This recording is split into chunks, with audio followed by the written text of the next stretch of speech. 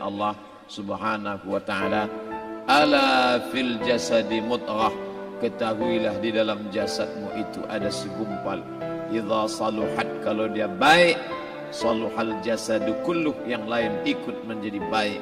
Wa idza fasadat, kalau dia rusak, fasadal jasadu kulluh, yang lain ikut menjadi rusak. Di mana dia? Ala wahyal qalb, dia adalah hati. Maka yang pertama kali menghitam itu apa kata Allah? Kalla bal rana, ada satu titik hitam, ala qulubihim, ada satu titik hitam di dalam hati mereka. Ketika satu titik dibiarkan berubah menjadi dua titik dibiarkan berubah menjadi 3 titik, 5 titik, 10, 100, 1000, maka dia pun menjadi hitam semuanya. Ketika hati sudah hitam, maka itulah azab di atas azab. Khatamallahu ala qulubihim. Setelah hati menghitam, terkunci, menular ke telinga. Wa ala sam'ihim. Setelah telinga, wa ala absarihim ghishawah. Padahal 3 itulah nanti yang akan ditanya di hadapan Allah.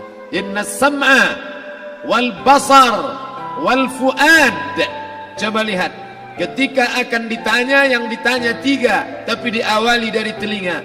Inna sam'a wal basar wal fuad, telinga, mata, hati. Tapi ketika terkunci, yang duluan dikunci hati. Khatamallahu ala qulubihim wa ala sam'ihim wa ala absarihim. Kalau hati sudah terkunci, telinga tersumbat, mata tertutup.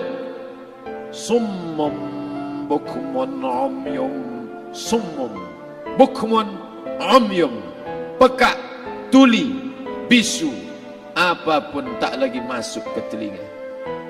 Malam ini kita menyadarkan diri kita, terlebih lagi yang berceramah, jangan kau hanya sampai menyampaikan ayat saja. Hai Abdul Samad, apakah kau yang bicara itu hatimu sudah hidup?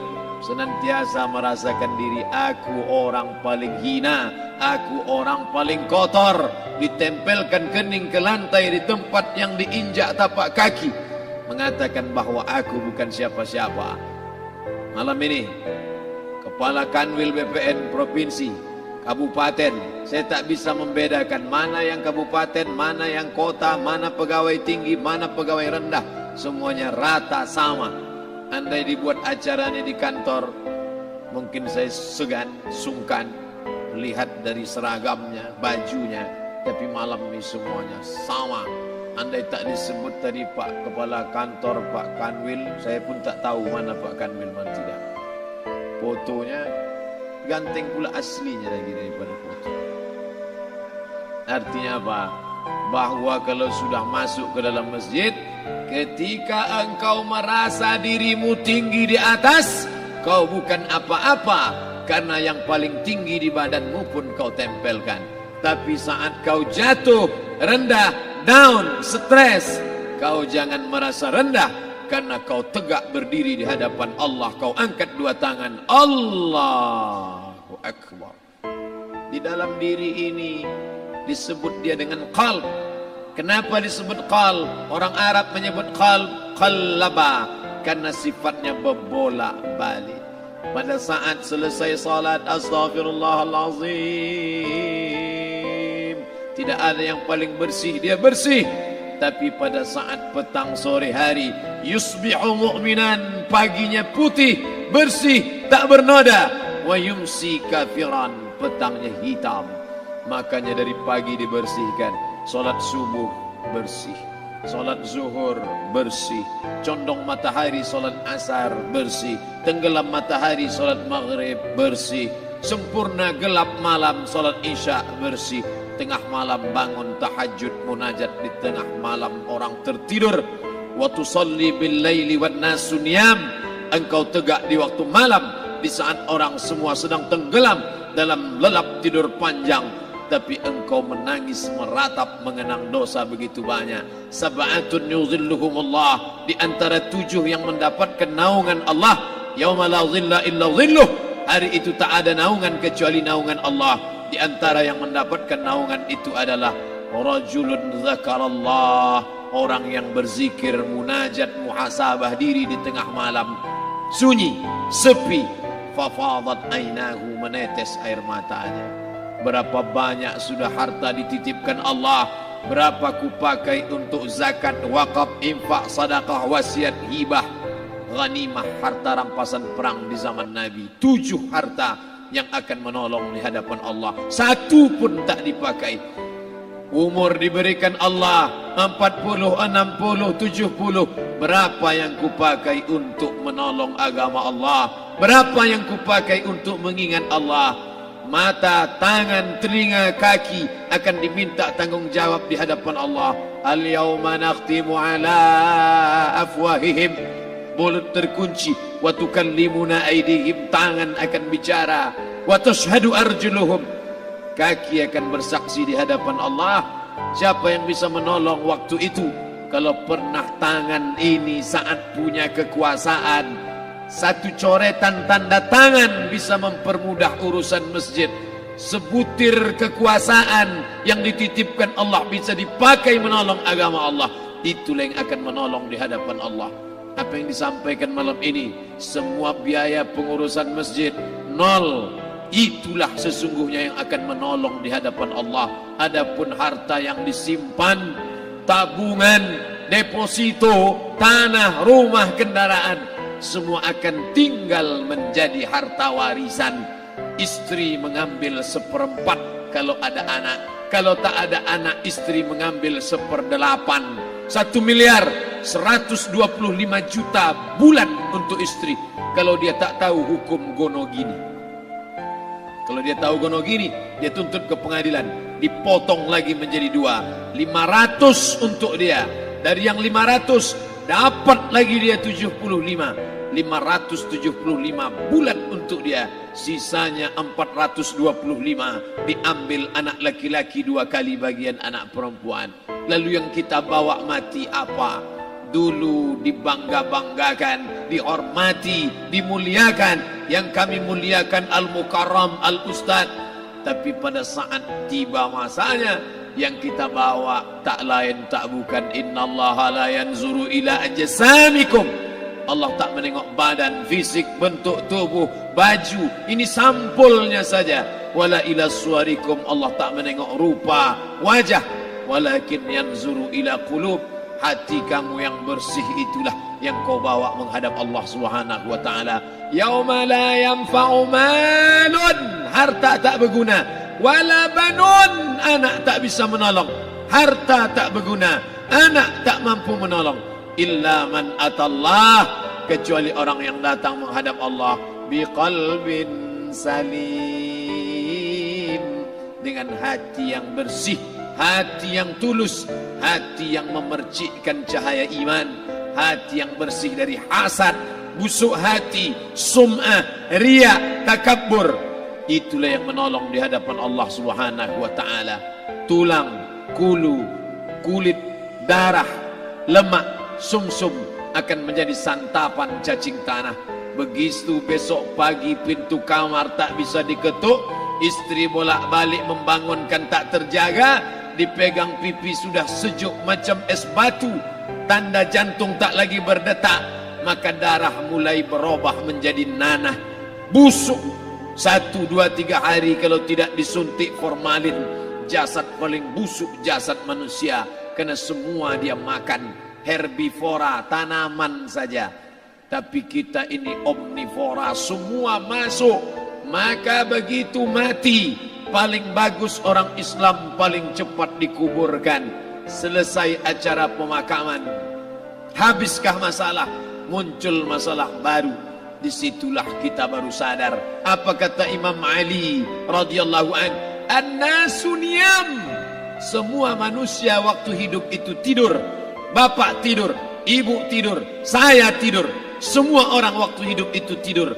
Falamma matu, ketika dia mati, disitulah dia baru terjaga dari tidur panjang. Saat Israel mencabut nyawa, ditarikkan adalah satu centapan yang kuat.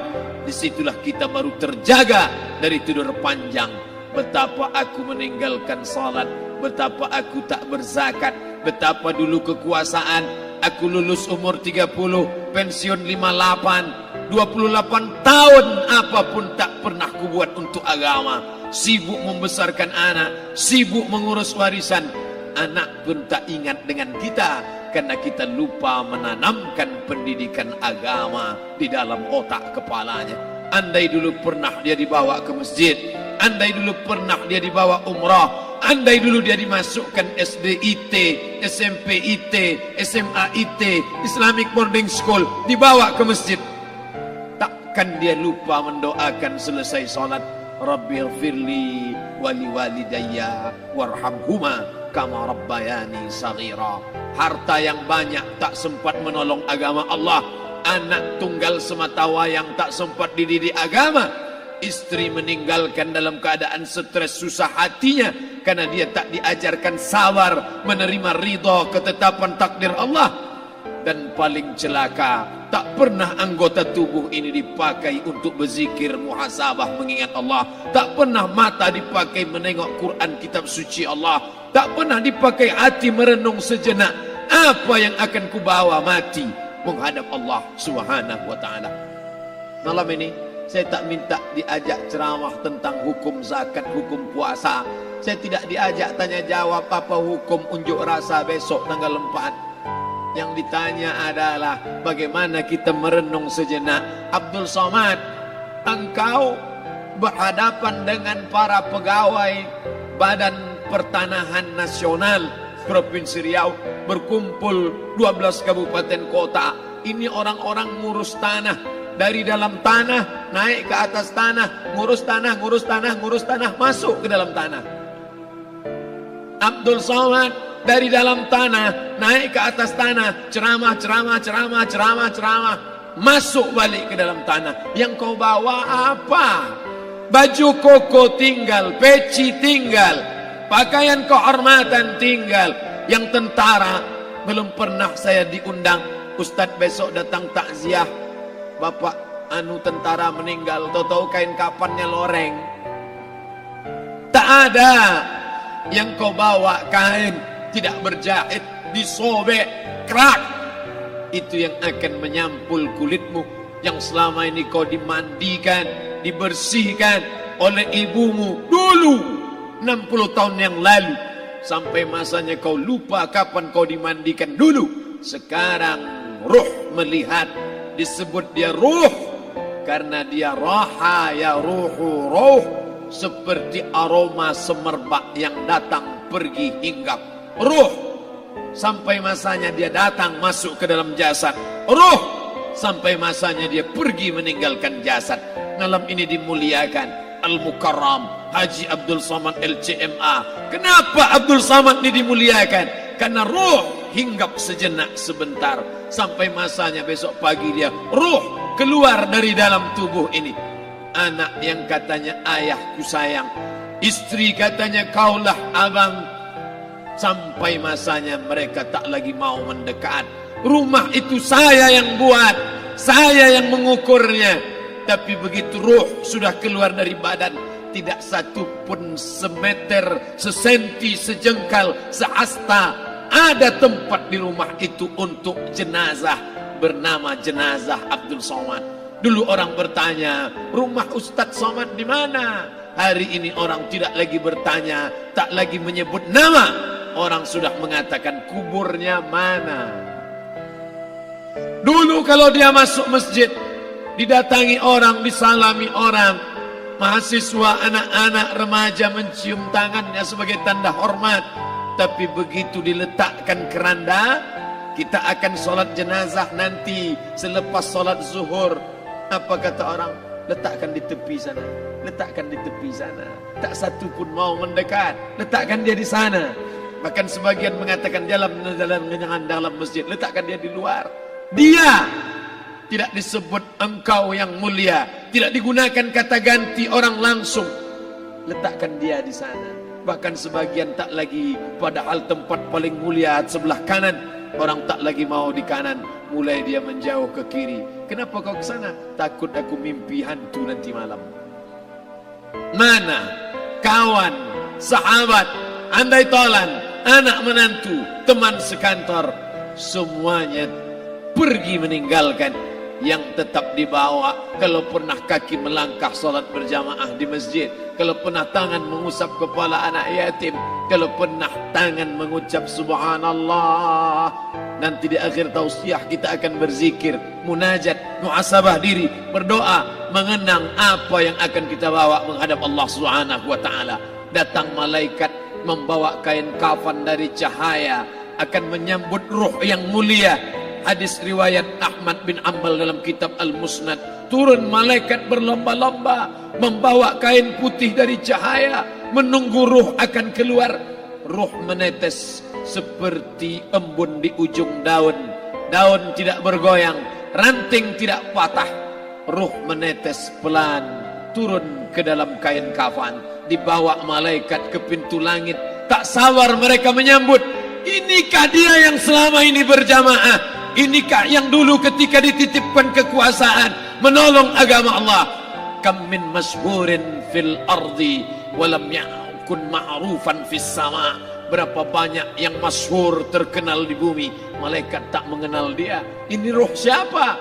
Tapi ini bukan LCMA, dia bukan ustaz, dia bukan ulama, tapi imannya dalam. Kekuasaan dipakai menolong agama Allah. Ruhnya keluar di bawah, semua malaikat mengucapkan salam. Inilah orang yang selama ini kami tunggu-tunggu. Catatannya sudah lama. Setiap pagi petang malaikat subuh membawa catatan namanya, malaikat malam membawa catatan namanya. Kami merindukannya. Begitu orang-orang yang masyhur di langit tapi tak dikenal makhluk bumi. Tapi ada sebaliknya, yang rohnya disentapkan, ditarik malaikat dengan begitu tarikan yang sangat kuat. Nabi bertanya saat Isra Mi'raj kepada mereka yang sudah mati ribuan tahun yang lalu, apa yang kalian rasakan? Yang satu mengatakan seperti tebasan pedang di tempat yang sama beratus kali. Yang satu mengatakan seperti kambing yang dikuliti hidup-hidup. Yang satu mengatakan seperti mata kail pancing ditarik dari kulit yang basah. Maka kita berdoa setiap selesai salat, Allahumma hawwin alaina, ringankan kami ya Allah, fi sakaratil maut, di saat sakaratul maut yang amat sangat menyakitkan itu. Dan mereka yang pergi tak pernah kembali, mereka yang mati tak pernah bercerita, kecuali hanya kepada Sayyidina wa Maulana Muhammad sallallahu alaihi wasallam. Di saat malam pertama di tempat yang gelap, di tempat yang tak pernah diimpikan oleh orang, tapi kita tetap melewati dan merasakannya. Perlahan-lahan cacing tanah, ular-ulat kalajengking akan menggerogoti kulit yang selama ini dimandikan, selama ini dipakaikan sampo yang mahal, selama ini dioleskan pelembab yang lembut.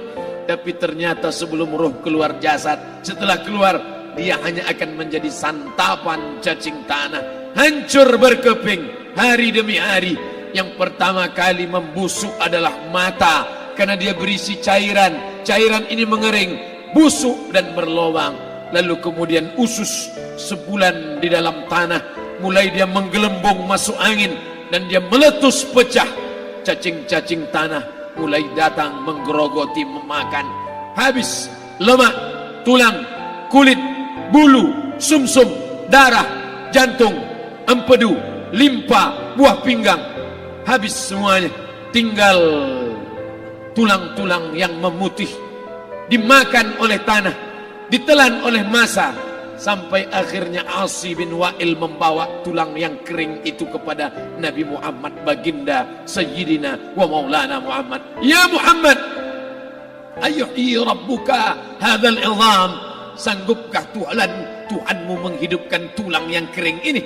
Nabi diam tak menjawab, sampai akhirnya datang Jibril alaihi salam membawakan wahyu. Qul, katakan kepada dia. Ayat ini dibaca malam Jumat, Bapak Ibu semua hafal, kita baca. Qul yuhyiha allazi ansha'aha awwala marrah wa huwa bikulli khalqin alim.